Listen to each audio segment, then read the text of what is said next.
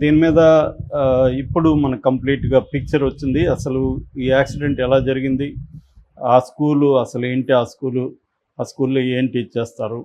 తర్వాత యాక్సిడెంటు జరిగిన తర్వాత ఎవరు రెస్క్యూ చేశారు? ఆహ్, తర్వాత హాస్పిటల్‌లో పరిస్థితి ఏంటి? ప్రెజెంట్ ఆ బాబు హెల్త్ కండిషన్ ఏంటి? ఈ విషయాలు బయటకొచ్చాయన్నమాట. సో, అవి మనం చెప్పుకుందాం. ఇదేందంటే సింగపూర్‌లో సెంట్రల్ బిజినెస్ డిస్ట్రిక్ట్ అంటారు. అక్కడ రివర్ వ్యాలీ రోడ్ అనే ఒక రోడ్డు ఉంటది. అందులో ఒక షాప్ హౌస్ అంటారు దాన్ని. షాప్ హౌస్ అంటే మన కమర్షియల్ కాంప్లెక్స్ లాగా అక్కడ సింగపూర్‌లో షాప్ హౌస్ అంటారు. అంటే ఆ బిల్డింగ్‌లో రకరకాల వ్యాపారాలు జరుగుతుంటాయి. ఆఫీసులుంటాయి. అందులో వీళ్ళు ఈ స్కూల్ పేరు టొమాటో కుకింగ్ స్కూల్. ఇది రెగ్యులర్ స్కూల్ కాదు. ఇదేంటంటే ఎన్హాన్స్డ్ స్కిల్స్‌ని నేర్పిస్తారు. కుకింగ్‌లో కావచ్చు, లేకపోతే మిగతా విషయాల్లో ప్రధానంగా అయితే కుకింగ్ అనమాట. కుకింగ్‌లో ఇది ఒక ఎన్హాన్స్డ్ ఇది 5-12 ఏళ్ల పిల్లలకు మాత్రమే ఇక్కడ నేర్పిస్తారు. ఈ బాబు వయసు దాదాపు 8 ఏళ్ళు మార్క్ వయసు. సో, ఈ బాబును కూడా అక్కడ చేర్చారు. అక్కడెందుకు సింగపూర్‌లో ఎందుకు అసలు వీళ్ళున్నారు అన్న దానికి చెప్తున్న సమాధానం ఏంటంటే, ఈమె అన్నా లెజినోవా అక్కడ నేషనల్ యూనివర్సిటీ, సింగపూర్ నేషనల్ యూనివర్సిటీలో ఎంఏ కంప్లీట్ చేసింది. లాస్ట్ ఇయర్ ఆమెకి కాన్వకేషన్ కూడా జరిగింది. దానికి పవన్ కళ్యాణ్ కూడా వెళ్ళాడు. దాని ఫోటో కూడా షేర్ చేశారు. సో, ఆమె అక్కడ స్టడీస్ చేస్తుంది సింగపూర్‌లో. దానికోసం అదొక యాంగిల్. రెండో యాంగిల్ అక్కడ బిజినెస్లు కూడా వీళ్ళకు ఉన్నాయని చెప్తున్నారు.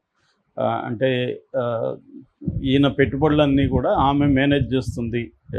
అబ్రాడ్‌లో ఓవర్సీస్ ఇన్వెస్ట్మెంట్లంతా కూడా ఆమె చూసుకుంటుంది.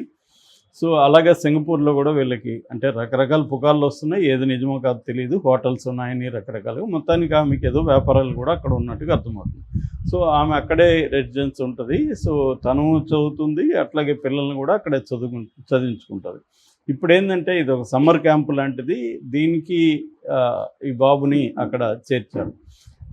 ఇది సెకండ్ అండ్ థర్డ్ మొత్తం 3 ఫ్లోర్లు అనమాట ఇది సెకండ్ అండ్ థర్డ్ ఫ్లోర్‌లో ఈ స్కూలు నడుపుతారు.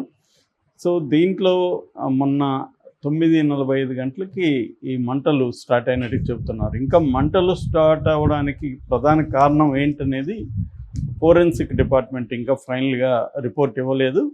పాజిబుల్ కారణాలు 2 అని చెప్తున్నారు. ఒకటి కుకింగ్‌కి ఉపయోగించే గ్యాస్‌లో ప్రాబ్లం వచ్చింది. దానివల్ల అది మంటలు వ్యాపించాయి అన్నది ఒకటి. 2 అక్కడ ఎలక్ట్రికల్ సిస్టంలో ప్రాబ్లం వచ్చి షార్ట్ సర్క్యూట్ జరిగి అదయిందనేది 2. నెక్స్ట్ ఆస్పెక్ట్ ఏంటంటే ఆ బిల్డింగ్‌లో కానీ ఈ ఫ్లోర్లలో కానీ సేఫ్టీ మెజర్స్ ఫైర్ వస్తే ఏం చేయాలి? సేఫ్టీ మెజర్స్ అనేవి పక్కాగా లేకుండానే పర్మిషన్ ఇచ్చారు. ఇది అన్ని చోట్ల నడుస్తుంది కదా! మన దేశమే కాదు అన్ని చోట్ల ఉంటుంది. అక్కడ కూడా ఇదే పరిస్థితి అని చెప్తున్నారు. అందుకనే ఈ ప్రమాదం జరిగిందని. ప్రమాదం జరిగినప్పుడు దాదాపు 80 మంది ఉన్నారు. పిల్లలు, పెద్దలు కలిసి. అందులో 80 మందిని సేవ్ చేస్తే 19 మందిని హాస్పిటల్‌లో జాయిన్ చేశారు. అందులో అంటే 19 మందిలో 15 మంది పిల్లలైతే, 4 పెద్దవాళ్ళు. ఆ టీచర్లు కావచ్చు, అక్కడ హెల్పర్స్ కావచ్చు వాళ్ళు. సో, ఇందులో 10 సంవత్సరాల ఒక పాప చనిపోయింది. అంటే వీళ్ళకి పిల్లలు కాబట్టి వీళ్ళు భయాందోళనకు గురయ్యారు.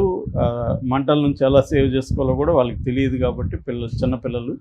అందువల్ల వాళ్ళు కంగారు పడిపోవడం అవన్నీ జరిగింది. పెద్దవాళ్ళు కూడా వీళ్ళని సేవ్ చేసే పరిస్థితి లేదు. అయితే లక్కీగా ఏమైందంటే ఈ ఫైర్ సర్వీస్ రాకముందు అక్కడ ఫైర్ సర్వీస్ అంటే national Singapore civil defence force అంటారు, SCDF. అది చూస్తుందన్నమాట ఈ పని.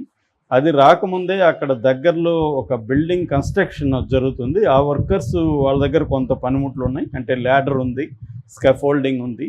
దాంతో వాళ్ళు వచ్చేసి స్కాఫోల్డింగ్ని, ల్యాడర్ని ఉపయోగించి వాళ్ళు పైకి ఎక్కేసి వాళ్ళు సేవ్ చేశారు. నిజానికి వాళ్ళు కానీ సేవ్ చేయకపోయింటే మిగతా పిల్లలు కూడా డేంజర్లో పడి ఉండే అవకాశం ఉంది. అందుకనే పవన్ కళ్యాణ్ కూడా ఆ భవన నిర్మాణ కార్మికులకి కృతజ్ఞతలని చెప్పాడు.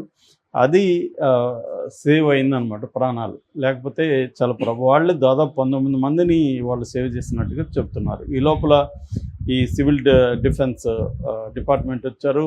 వాళ్ళు వచ్చి మొత్తం కంబైన్డ్ ప్లాట్ఫామ్ ల్యాడర్ని తీసుకొచ్చారు. మొత్తం 3 వాటర్ జెట్స్ని ఉపయోగించారు. దాదాపు 30 మినిట్స్ రెస్క్యూ ఆపరేషన్ జరిగింది. 30 మినిట్స్లో వాళ్ళని చేశారు.